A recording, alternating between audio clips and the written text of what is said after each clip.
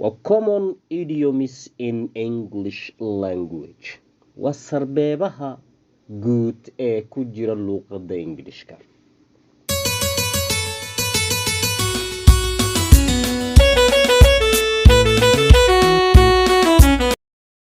Assalamu alaikum warahmatullahi wabarakatuh. Welcome back to English with Susman official channel.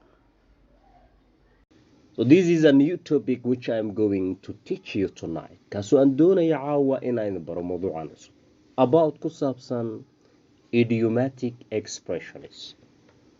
waa common idioms in English language. waa sarbeebaha guud ee ku jira luqadda Ingiriiska. Number 1, the ball is in your court. haddii lagu yiraahdo maxaad u fahmi kartaa? You know the word of ball waa garanaysaa, court waa la garanayaa. lama fahmi karo. It needs waxay u baahan tahay optic, garashay u baahan tahay. waa feature of speech. Marka that's why the ball is in your court. aan idiin macneeyo. It means waxaa lagala jeedaa, waxaa laga wadaa, it's up to you. adiga ayay ku qusaydaa ama adiga ayay ku taallaa to take the next step. inaad adiga go-aan qaatadi ku taalla ama tallaabada kale inaad qaad adiga ku taalla. The ball is in your court.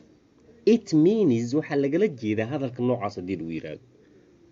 It's up to you. waa mid adiga ku qusayso ama adiga ku taalo to take inaad qaado the next step, tallaabada xigto kale. For example, tusaale angeliye, I have made my decision. anigu go-aankayga waan gaaray ama waan sameeyey ama waa qaatay. Now hadeertaan the ball is in your court ayaa lagu yiri. marka adiga ayay ku taallaa tallaabada xigto aad qaadi doonto calishaan. Another example, tusaale kale, I got these books. waxaan soo helay buugaagtan.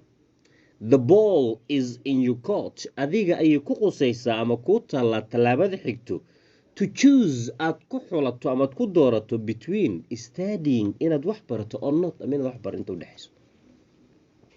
2, no pain no gain. What is this idiom meant by? maxaa lagala jeedaa? It means waxaa lagala jeedaa you have to work for what you want. waxaad adigu doonayso ama aad rabto waa inaad u shaqaysataa.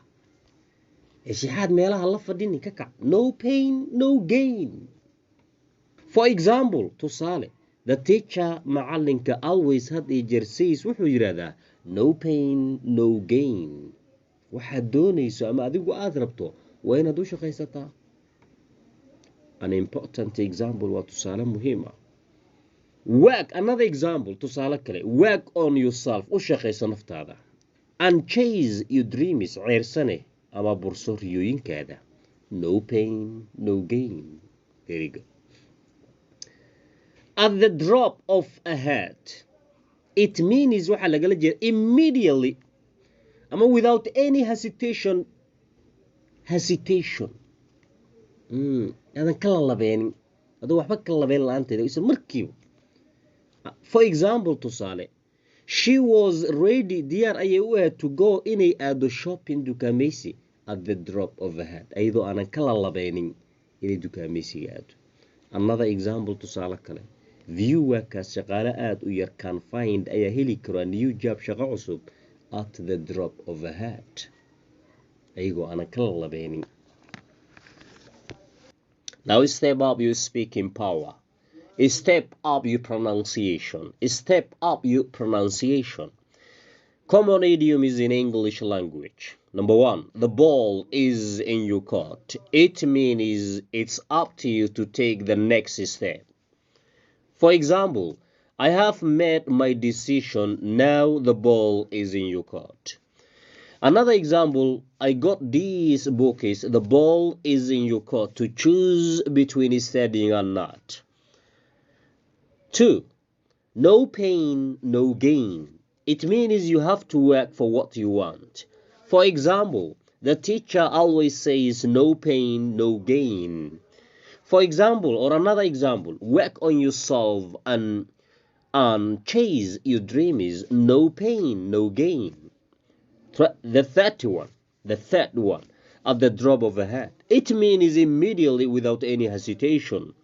For example, she was ready to go shopping at the drop of a hat. Another example, few workers can find a new job at the drop of a hat. Few workers can find a new job at the drop of a hat. Exactly. Thanks. ألف لو كنا بي ألف لو سنبي